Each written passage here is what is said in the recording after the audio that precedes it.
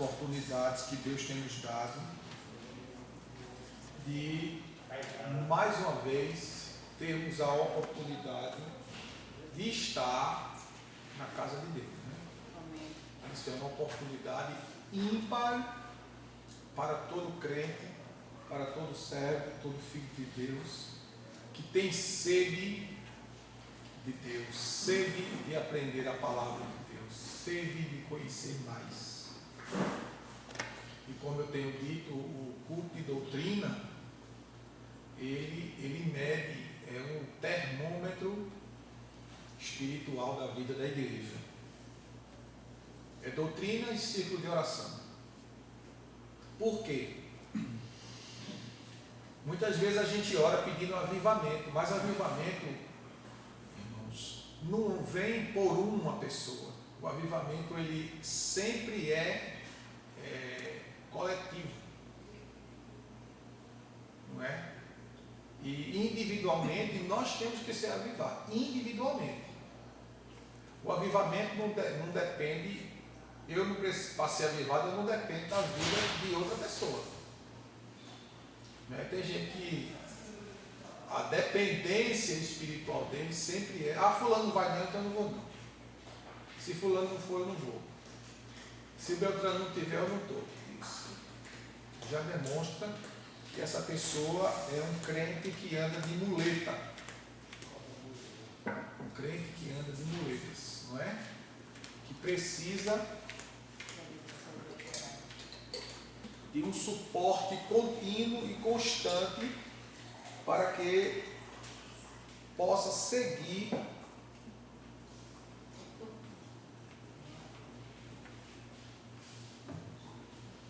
firme com sua vida em Deus. Então, quando realmente nós temos uma vida avivada, é uma vida ligada ao que a palavra diz, é oração. Isso independe da circunstância. Como disse o profeta Abacuque: ainda que a figueira não floresça, o fruto da oliveira minta, as vacas sejam arrebatadas ou roubadas dos currais, todavia eu me alegrarei no Senhor e exultarei no Deus da minha salvação. Isso é uma vida avivada, né? Uma vida grata a Deus, independente do que esteja acontecendo, e prosseguindo sempre em frente. Amém? Então hoje vamos para o capítulo 1 de 1 Timóteo, versículo 7 e 8, onde nós vamos nos deter aqui nesses dois versículos, para que a gente possa compreender o que Deus está nos dizendo por meio desses textos sagrados, não é?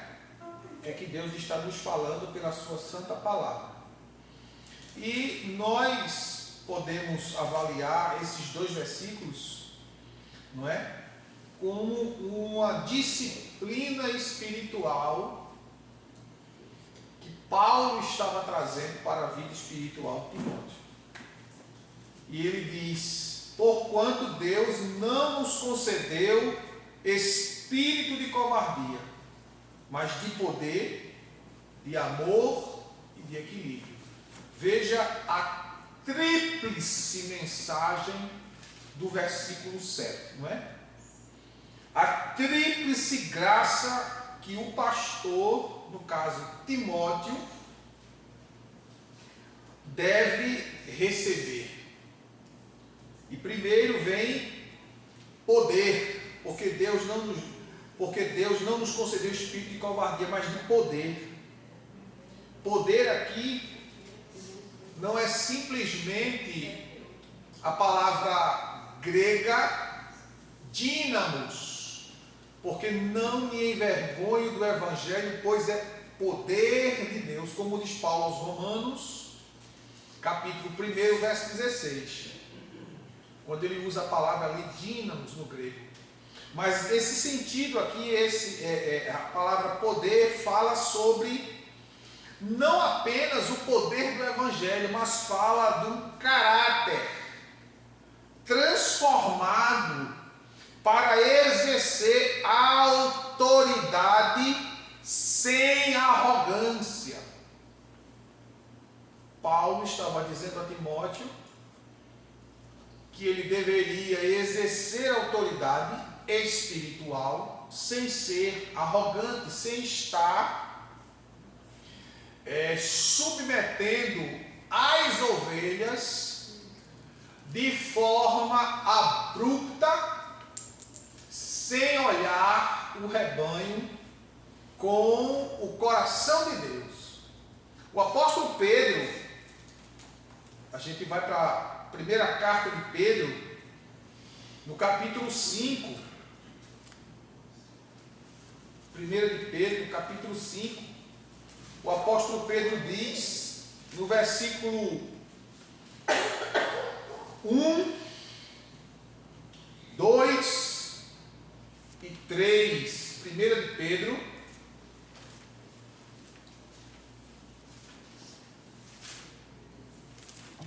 todos acharam? Diz assim: suplico, portanto, aos presbíteros que há entre vós, eu que sou também presbítero como eles, testemunha ocular dos sofrimentos de Cristo, e certamente coparticipante da glória que há de ser revelada plenamente.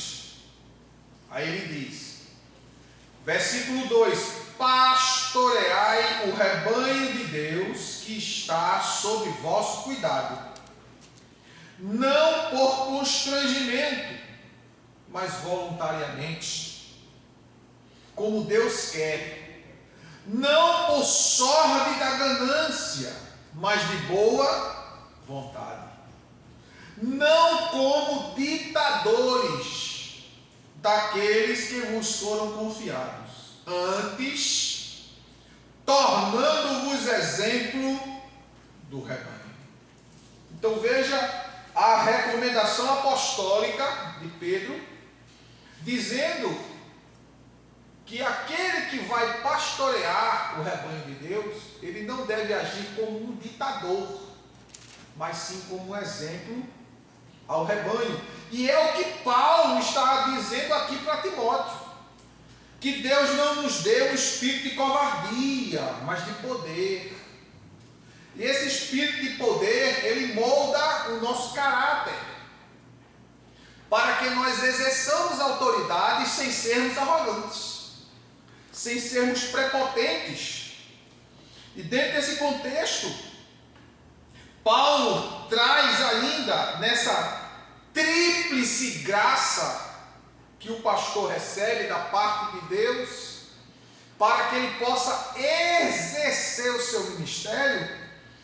Ele fala de poder, depois ele fala de amor. O amor traz equilíbrio ao poder recebido. Não podemos, irmãos, exercer autoridade, exercer juízo e julgamento, sem que exerçamos misericórdia. Por isso que quando a gente vai exercer a disciplina bíblica, a gente deve exercer essa disciplina com critérios bíblicos, espirituais. Nossa parte, é nossa responsabilidade executar aquilo que a palavra diz. Se aquele que está recebendo a execução não vê ou não consegue enxergar o que está recebendo, ou não valoriza, aí é com ele e Deus. O apóstolo Tiago, vamos lá em Tiago 2 e 13. Tiago 2, e 13.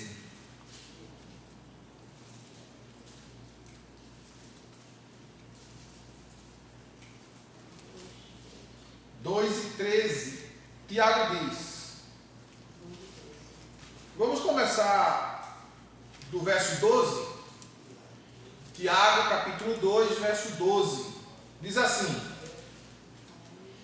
falai e procedei com todos, como quem haverá de ser julgado pela lei da liberdade, pois será exercido um juízo sem misericórdia sobre quem também não usou de misericórdia. A graça triunfa sobre o juízo. Ou seja, nós não devemos exercer autoridade com arrogância, mas exercermos a autoridade dentro dos preceitos da palavra de Deus, fazendo aqueles que estão recebendo entender a maravilhosa graça de Deus que está se manifestando sobre ele, mesmo em um momento de correção e de disciplina. Como diz o escritor aos Hebreus, no capítulo 12, versículo 5 em diante, ele diz que Deus corrige a quem ama e a todo aquele que recebe com filho. Se alguém não aceita, não recebe a correção de Deus, esse não é filho, é bastardo. Não é? E ele continua dizendo, porque Deus ama corrige aqueles que ama, visando o bem, visando o crescimento, visando salvação. E quando alguém rejeita a disciplina de Deus, aí você escuta alguém dizer assim: mas eu recebo a disciplina de Deus, mas não a do homem. Mas Deus executa justamente a disciplina dele através do homem. Quando a Bíblia diz assim: vós pais, ensinai ou encaminhai os vossos filhos no Senhor, quem Deus não vai descer do céu para ensinar, é os pais que têm que ensinar. Deuteronômio capítulo 6, quando Deus diz para os pais: ensina o teu filho sentado à mesa, andando pelo caminho, indo, vindo e assim sucessivamente. Deus, irmãos, escute bem, a gente olha assim, a gente vê a contradição humana. Porque ele diz assim: não, eu recebo a disciplina de Deus, mas não quero a do homem. Se a disciplina de Deus vem através dos homens. A Bíblia diz em Romanos 13 que toda autoridade foi constituída por Deus. Quem rejeita a autoridade, rejeita a Deus. Porque a autoridade foi constituída por Deus para punir, para trazer a espada sobre aqueles que saem fora da lei, dos preceitos de Deus. Então Deus não vai descer. Deus, antes do pecado, descia e vinha pessoalmente falar com o homem. Quando o homem pecou, o homem abriu a porta para que Deus exercesse sua autoridade através dos homens a quem ele constituiu.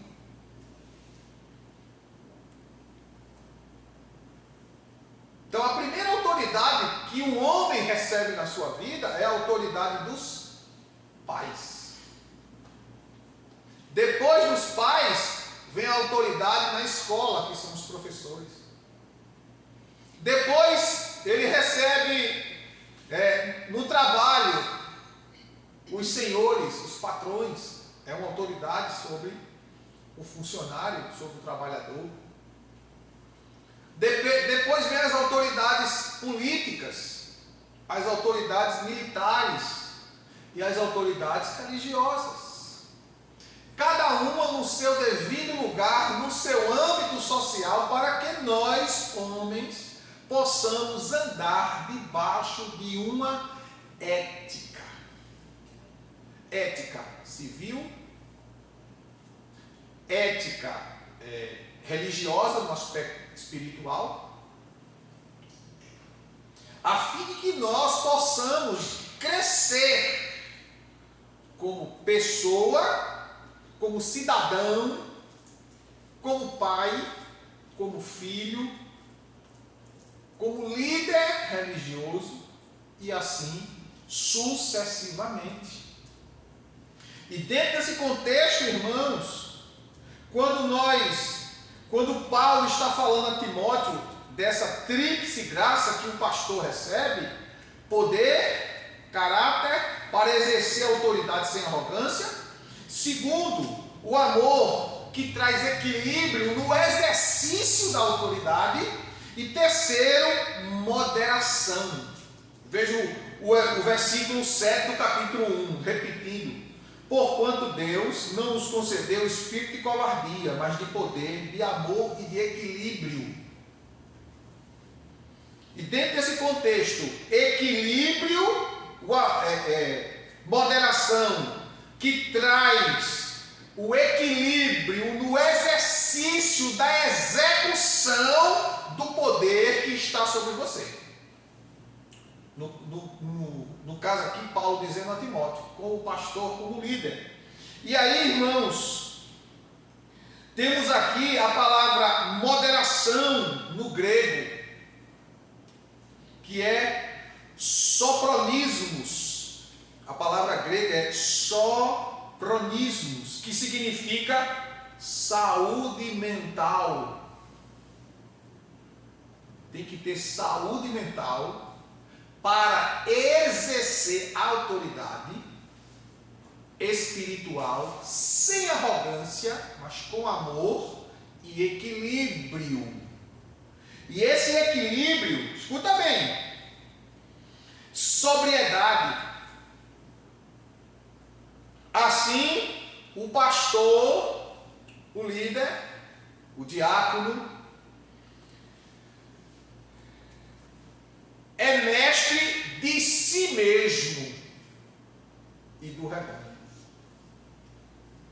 Aí a palavra de Deus diz, Paulo exortando a Timóteo, tem cuidado de ti mesmo. Ou seja, seja primeiro o teu próprio líder.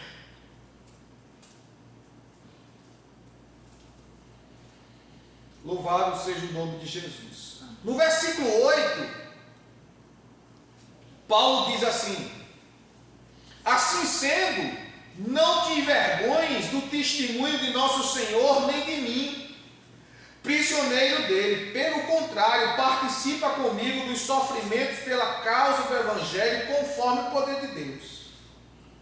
Paulo relembra a Timóteo as qualificações que devem caracterizar um mestre cristão, um líder cristão: coragem, poder, amor e domínio próprio. Aí vem, isso aqui é tremendo, irmãos. Se você quiser escrever, eu repito quantas vezes for. A moderação ou o domínio próprio é a sanidade da santidade. A moderação, o equilíbrio, o domínio próprio, além de ser uma característica do fruto do Espírito, é a sanidade da santidade. Porque quem é santo, quem vive uma vida de santidade com Deus, ele tem entendimento, ele tem moderação, ele tem equilíbrio. Porque, irmãos, os extremos, coloque na sua cabeça, os extremos são sempre perigosos. E os extremos trazem a destruição. Por isso que tem que ter equilíbrio.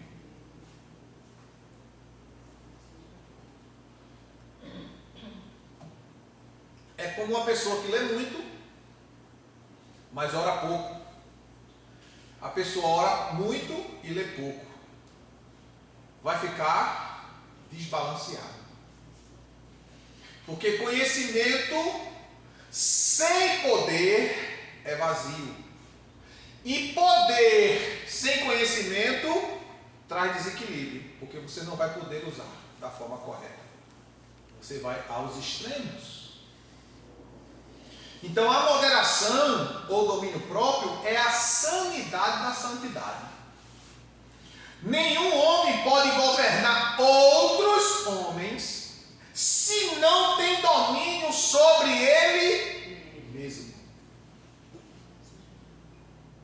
Como é que você vai poder orientar, aconselhar, guiar alguém se você é uma pessoa que não tem equilíbrio próprio diante de si, diante das situações e diante de decisões que precisa de muita sobriedade? Olha o que é que Pedro diz em 1 de Pedro, capítulo 5, verso 8. Ele diz, olha, sede sóbrios, ou seja, tem entendimento, tem equilíbrio. Sabe por quê? Porque o diabo está ao derredor, rugindo como um leão, procurando uma oportunidade. Que oportunidade? Que tu perdeu o equilíbrio, ele te dá o bote, ele te pega na oportunidade do teu desequilíbrio. Satanás, irmãos, ele trabalha assim. Você está bem, então ele não consegue entrar em você, na sua vida, destruir sua vida. O que é que ele vai fazer? Ele vai tentar usar as pessoas ou situações em um contexto em que você faz parte daquilo. E aonde é que você faz parte? Contexto familiar. Aonde que você faz parte? No seu contexto de trabalho. Aonde você faz parte? Na sua congregação, na sua igreja. Não vê brecha em você, então ele começa a catucar, a ver aonde ele pode encontrar uma brecha para atingir você. Para atingir você. Isso é um filho, isso é o marido, isso é o vizinho, isso é o colega de trabalho, isso é o chefe, isso é o irmão que emprestou a mente a Satanás. Não se engane. Lembra de Ananias? Olha a resposta de Pedro para Ananias. Por que deixaste Satanás encher o teu coração? E Ananias estava onde, irmãos? Na igreja. Na igreja. Ah, mas ele é crente. Satanás é crente também, meu filho. Coloque isso na sua cabeça.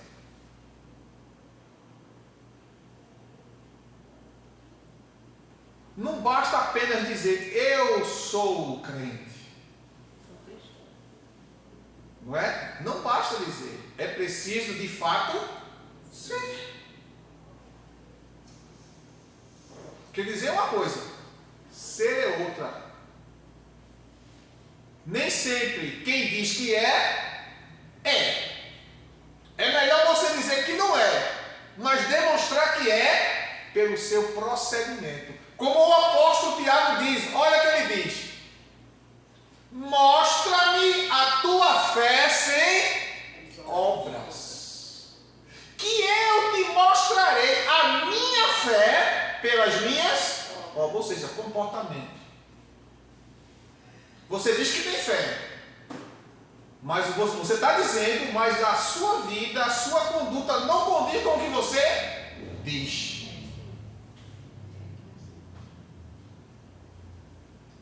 Então aqui o que Paulo está chamando a atenção e orientando Timóteo é que ele governe ele mesmo.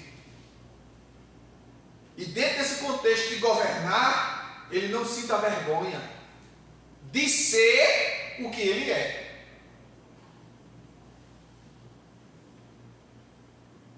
Porque tem pessoas que sentem vergonha, irmãos, de testificar o que ele é, dependendo do local onde ele esteja. Tu é crente? É? Sou. Por quê? Não, porque eu não sabia que tu era tão tolo. Por que eu sou tolo? Porque tu está na igreja, e o que é que tem a ver a minha fé, eu estar na igreja, com ser tolo? Aí a pessoa vai botar para fora. Aí você vai poder abertamente, tranquilamente, como diz a Bíblia, o idiota dirá: não existe Deus. O idiota, o tolo, o nécio. Aí ele vai dizer: mas Deus não existe. Se Deus não existe, por que você está preocupado em eu crer que Ele existe? Se Ele não existe, isso não era para ser incômodo para você. Mas está sendo. Se está sendo, é porque de fato você está incomodado de eu crer em alguém que eu creio que existe, e você está incomodado em crer que Ele não existe, está incomodado comigo que creio que Ele existe. Se você crê que Deus não existe, não precisa se incomodar comigo. Viva a sua vida. Ponto. Você está entendendo que a pessoa diz assim: você é crente? Sou. Mas tu é crente? Eu não creio que Deus existe. Por que tu está incomodado comigo que creio? Se tu não crê, tu não tem que se incomodar. Simples. Mas as pessoas ficam querendo justificar a sua descrença, que na verdade a maioria dos descrentes, eles tentam se esconder por trás de sua imoralidade e do seu pecado, então querem negar a Deus. Se você não crê que Ele existe, então você tem que se preocupar comigo. Você tem que viver a sua descrença. Cedo ou tarde a conta chega, meu filho.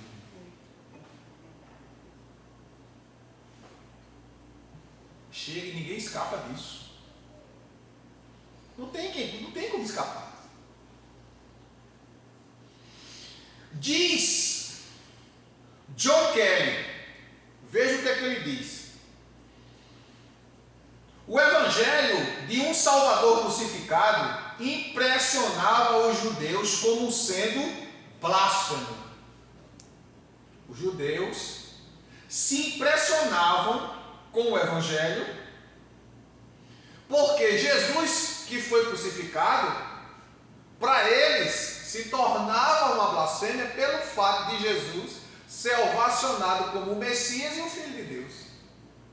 Visto que eles não criam que Jesus era o Messias, o Filho de Deus. Por quê? Porque na cabeça dos judeus, o Messias livraria os judeus do sistema dominante do Império Romano. E Jesus veio justamente para livrar o homem do domínio do império das trevas liderado por Satanás. E eles não conseguiam enxergar diante daquilo que eu disse a vocês minutos atrás. Muito conhecimento e pouca oração. Conheciam a lei, mas não conheciam o Deus da lei. Porque Simeão e Ana conheciam a lei.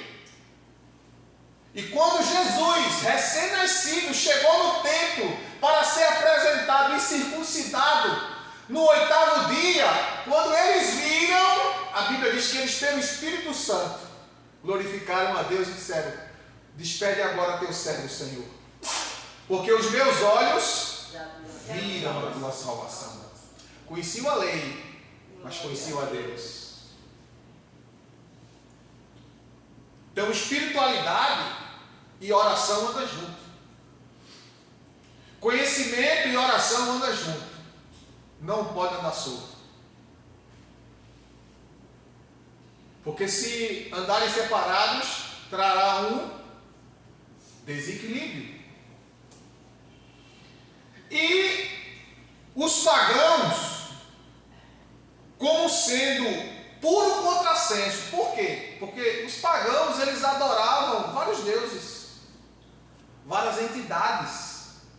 E na cabeça deles, adorar um único Deus, e no caso Cristo, como Senhor Salvador, e o único caminho para a salvação, era um contrassenso.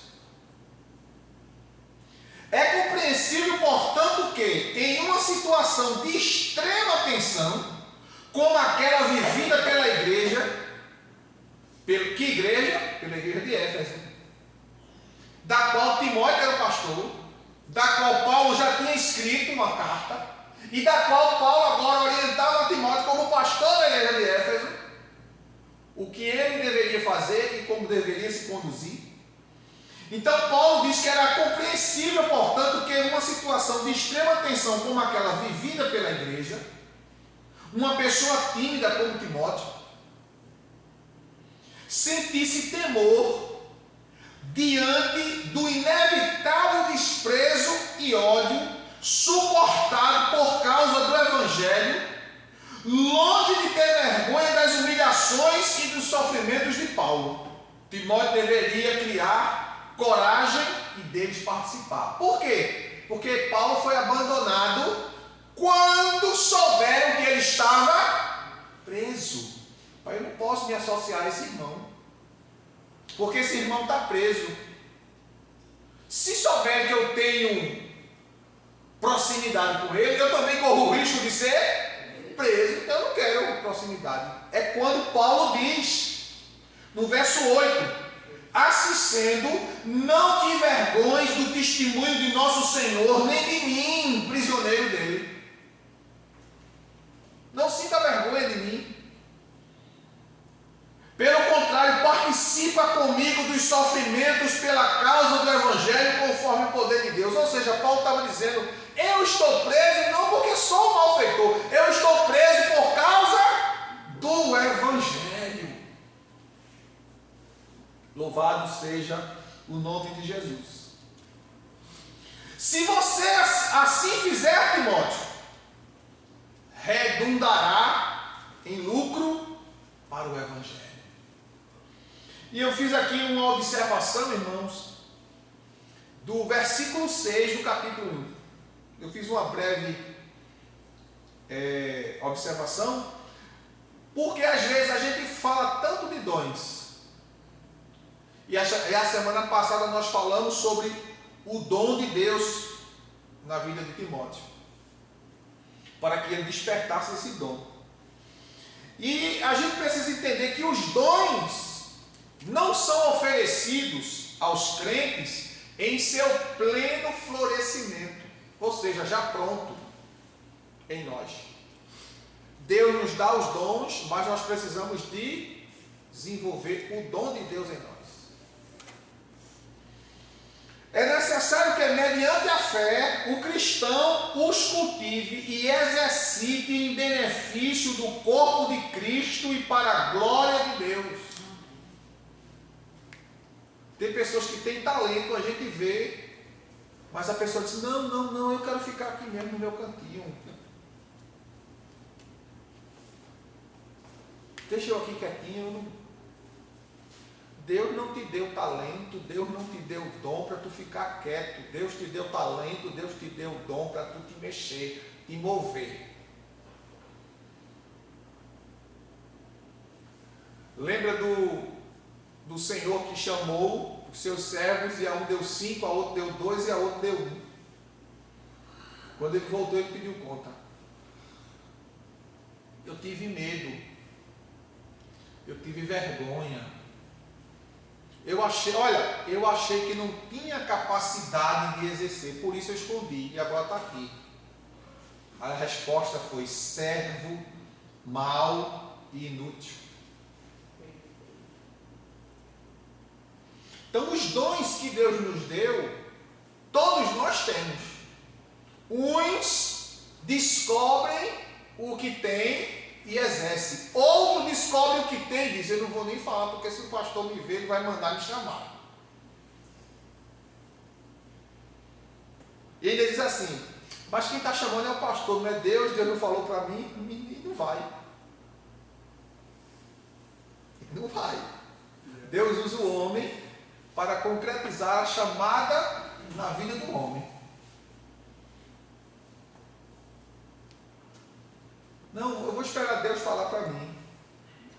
Continue sentado esperando. Deus confirmar. Confirmação. Não é? John Stott diz que, veja só, John Stott, isso é uma observação de um teólogo. Veja o que ele diz, a opinião dele sobre dom. John Stott diz que o dom é comparado ao fogo, do verbo grego anasopureu, que não aparece em nenhuma outra passagem do Novo Testamento. Não se pode deduzir que Timóteo tenha deixado o fogo extinguir-se, apagar-se, e deve agora soprar as brasas quase apagadas, até que o fogo ressurja. O prefixo da palavra anasopureu, o prefixo ana, pode indicar tanto aumentar o fogo quanto tornar a acendê-lo. A exortação de Paulo, portanto, é para continuar soprando, a fim de atiçar aquele fogo interior e conservá-lo vivo. Ou seja, aquele texto que muitas vezes nós usamos para dedicar como presente aos aniversariantes. Portanto, meus amados irmãos, sejam firmes, constantes e abundantes. A gente sempre cita esse versículo, capítulo 15, verso 57 de 1 Coríntios. É esse contexto aqui. Paulo está dizendo aqui constância, abundância. Portanto, meus amados irmãos, sejam sempre constantes e abundantes. Uma coisa constante é uma coisa que segue sem parar. Não importa a velocidade, contanto que você não pare.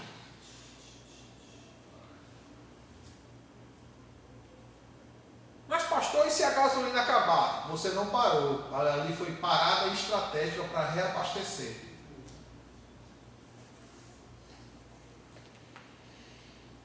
Mas eu vou parar. Eu não aguento mais não. Vou desistir de ser diácono. Vou desistir de ser dirigente. Vou desistir de cantar no alto. Vou desistir da tesouraria. Vou desistir do departamento jovem. Vou desistir do departamento infantil. Vou desistir do departamento de festa. Vou desistir. Vou dar um tempo. No reino de Deus não tem tempo. A Bíblia diz que aquele que põe a mão no arado e olha para trás não é apto para o reino. Precisa constância, precisa firmeza, precisa convicção.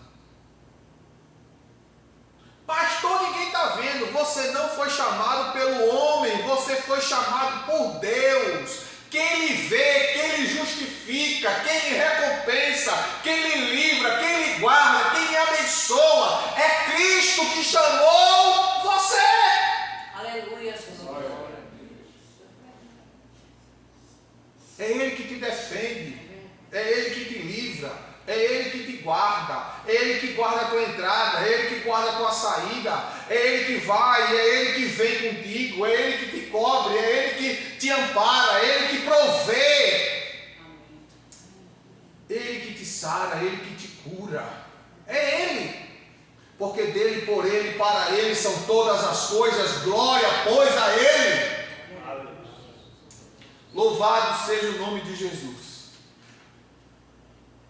Deus nos dá dons, mas estes precisam ser reavivados. Deus nos dá desafios e também o poder para levá-los a cabo. O medo e a covardia não combinam com a vida cristã. O Espírito Santo é espírito de poder. Por isso não precisamos temer a perseguição nem a morte. O Espírito Santo é espírito de amor. Portanto, precisamos servir ao próximo mesmo correndo sérios riscos. Porque na maioria das vezes a gente só quer servir quem na nossa perspectiva vai dar retorno. Mas não é assim. É tanto que Jesus diz: o que tua mão direita fizer, que a tua esquerda não veja. Mas teu Pai que vê em secreto te recompensará. Não, eu vou ajudar fulano, porque eu sei que fulano é gente boa, quando ele melhorar, ele me retorna. Não. Você ajuda a todos aqueles que for necessário, sem preocupação se você será ou não reconhecido.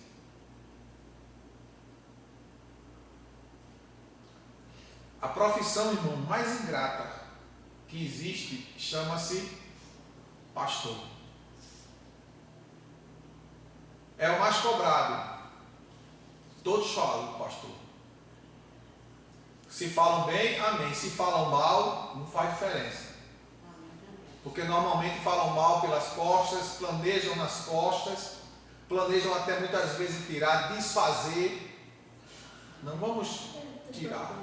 Caluniar. Vamos caluniar. Vamos difamar.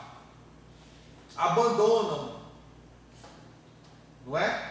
Quando acontece ao contrário, é notório no mundo todo. O pastor abandonou, o pastor errou, o pastor saiu, o pastor deixou a igreja a mercê. O mundo todo sabe, mas ninguém fala quando as ovelhas abandonam o pastor. E Timóteo precisava estar pronto para isso.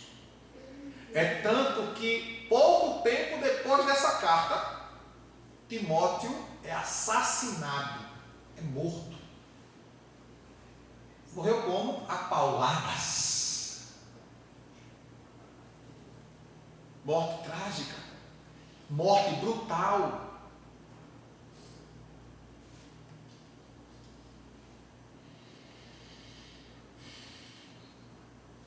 Portanto, precisamos servir ao próximo, mesmo correndo sérios riscos. O Espírito Santo é espírito de moderação. Por isso devemos demonstrar domínio próprio, ainda que os outros à nossa volta se dispersem numa debandada geral. Ou seja, mesmo que a igreja abandone você, Timóteo, saia, lhe deixe, mantenha seu controle, mantenha sua integridade, mantenha seu equilíbrio. Paulo passa dos fatores que contribuíram na formação de Timóteo para a autenticidade do Evangelho. Porém, antes de falar da singularidade do Evangelho, exorta Timóteo a não se envergonhar dos ensinos de Cristo. Embora Timóteo fosse um jovem tímido, não deveria se envergonhar do Evangelho. Embora muitos na Ásia não quisessem mais nenhuma associação com Paulo, por medo de ser preso, por medo de ser mal visto, por medo de ser perseguido. 2:15, vamos ver? 2:15, Paulo diz assim, aliás, 1:15, Paulo diz: estais bem ciente de que todos os que estão na província da Ásia me abandonaram. Até mesmo Figelo e Hermógenes. Todos abandonaram ele. Ou isso não acontece? Acontece. Hoje, pode não ser igual, mas acontece.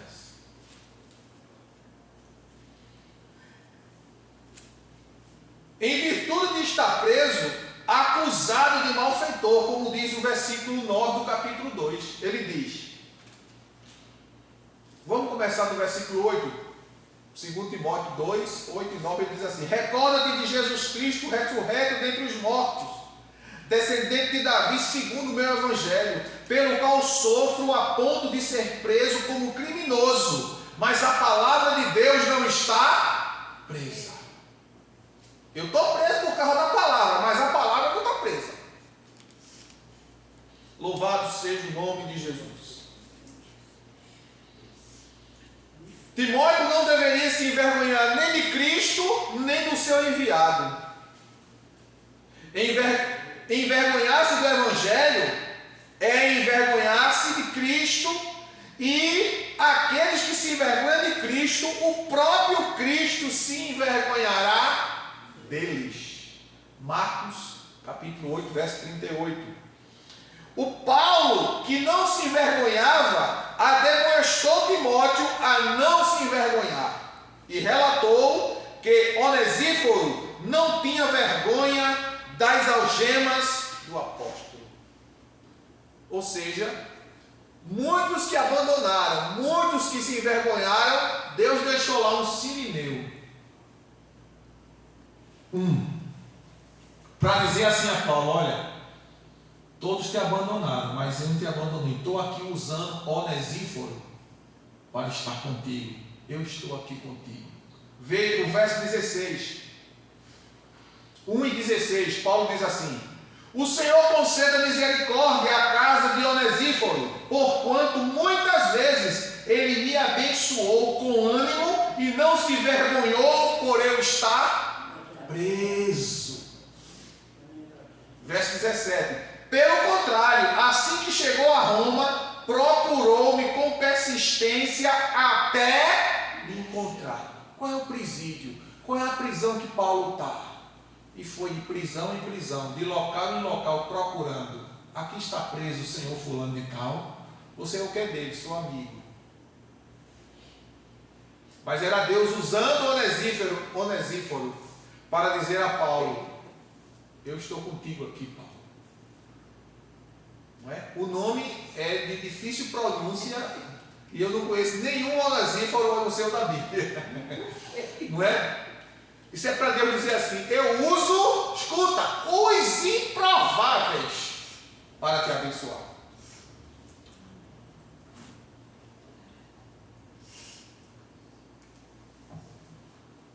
Deus usa coisas improváveis, irmãos, para realizar o que você precisa.